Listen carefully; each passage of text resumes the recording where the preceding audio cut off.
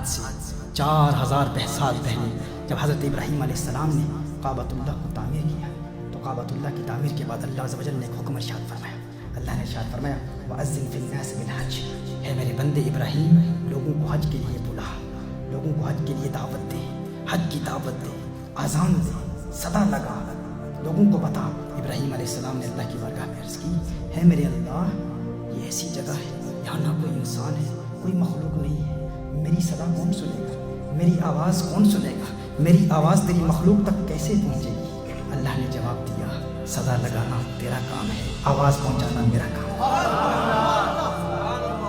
صدا لگانا تیرا کام ہے، آواز پہنچانا میرا کام ہے. تو اپنا کام کر، میں اپنا کام کرتا ہوں.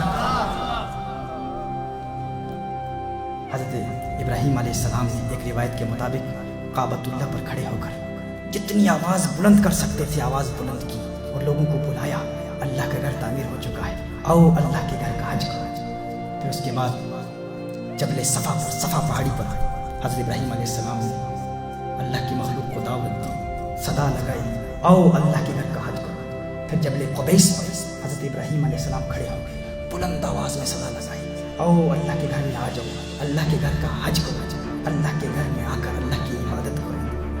حضرت عبداللہ ابن عباس رضی اللہ تعالیٰ عنہ قرآن کریم کی اسی آیت وَأَذِّن فِي النَّاسِ بِالْحَجِّ کی تفسیر میں فرماتے ہیں کہ جب حضرت ابراہیم علیہ السلام نے یہ صدا لگائی، جب حضرت ابراہیم علیہ السلام نے لوگوں کو حج کے لیے بلایا تو اللہ کی تمام مخلوقات تک یہ آواز اللہ نے پہنچا دی. پہاڑوں نے اس آواز کو سنا، نباتات نے اس آواز کو سنا، جمادات نے اس آواز کو سنا، حشرات الارض زمین پر رہنے والے کیڑوں نے بھی اس آواز کو سنا، یہاں تک کہ سمندر کی تہ میں جو مخلوقات ہیں ان تمام نے اس آواز کو سنا، اس آواز کو قبول کیا.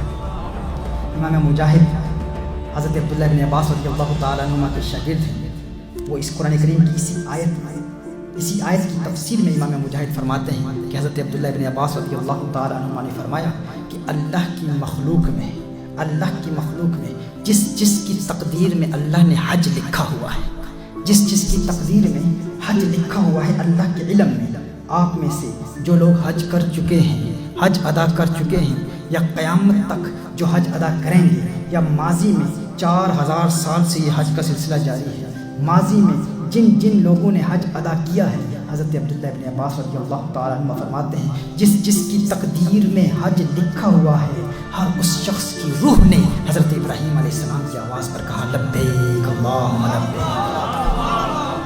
اگر آپ حج ادا کر چکے ہیں تو آپ کی روح نے بھی اس وقت لبیک کہا تھا، آپ کی روح نے بھی اس وقت لبیک کہا تھا. اسی دن میں خیال آ سکتا ہے بھائی میں تو حج کر چکا ہوں لیکن مجھے یاد نہیں پڑ رہا کہ میری روح نے لبیک کہا تھا. میں حج کر چکا ہوں لیکن مجھے نہیں یاد کہ میری روح نے لبیک کہا ہوگا، مجھے نہیں یاد. تو کہیں یہ روایت ضعیف روایت تو نہیں ہے؟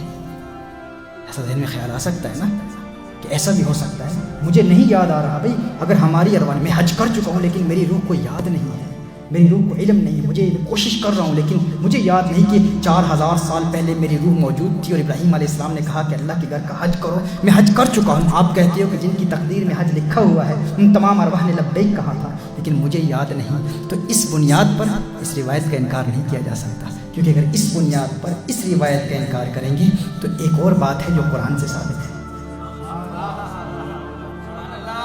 پھر تو قرآن کا انکار لازم آئے گا نا. الست بربکم قالوا بلا الست بربکم. ہماری ارواح سے اللہ نے خطاب کیا تھا عالم ارواح میں، کیا میں تمہارا رب نہیں؟ تو آپ سب نے کہا تھا ہاں تو ہمارا رب ہے، ہاں تو ہمارا رب ہے. قالوا بلا. تو کیا وہ بات یاد ہے آپ کو؟ کیا آپ کی روح کو وہ بات یاد ہے عالم ارواح میں جب اللہ نے فرمایا تھا؟ کیا وہ یاد ہے؟ اگر وہ یاد نہیں ہے تو کیا قرآن کا انکار کر دو گے؟ نہیں. اصل مسئلہ یہ ہے کہ ہماری روح ہمارے جسم کے پنجرے میں پھنسی ہوئی ہے، ہمارے جسم کی کثافتوں میں جکڑی ہوئی ہے. جسم کی کثافتوں کو دور کر دو، گناہوں کے سلسلے کو ختم کر دو، دل کا آئینہ صاف کر دو. جب دل کا آئینہ صاف ہو جائے گا تو وہ الست بربکم کے باتیں یاد آ جائیں گی، قالوا بلا یاد آ جائے گا.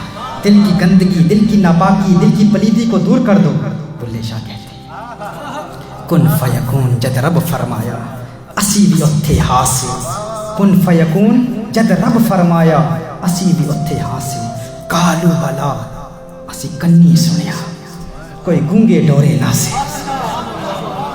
کن فیکون جد رب فرمایا اسی بھی اٹھے ہاسے قالو بالا اسی کنی سنیا کوئی گونگے ڈورے ناسے اصل مکان لا مکان سی ساڈا اسی آن بتاں وچ پھاسے اس نفس پلیت جا کیتا کوئی اصل پلیت تے ناسے نفس نے ہمیں ناپاک کیا حقیقتاً ہم ناپاک تو نہیں تھے حقیقتاً ہم پلیت تو نہیں تھے اس نفس نے ہمیں ناپاک کر دیا ہے نفس کو پاک کر دو وہ باتیں یاد آ جائیں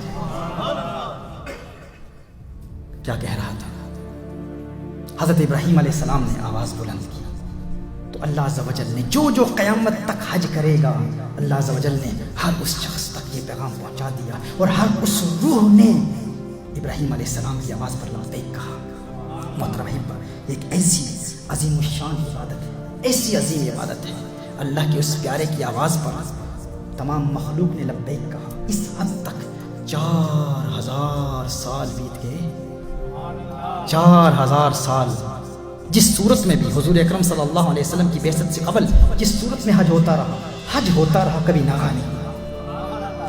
ناغا نہیں ہوا حج کا کبھی ناغا نہیں ہوا غور کریں اس پر غور کریں 4000 سال بیت گئے بادشاہتیں بدلتی رہیں سلطنتیں بدلتی رہیں حکومتیں بدلتی رہیں بڑی بڑی جنگیں ہوتی رہیں جنگ عظیم ہوئی پہلی جنگ عظیم ہوئی فرسٹ ورلڈ وار ہوا سیکنڈ ورلڈ وار ہوا سول وار ہوتے رہے زلزلے آتے رہے سیلاب آتے رہے سب کچھ ہوتا رہا ایک کام نہیں ہوا حج کا ناغا نہیں ہوا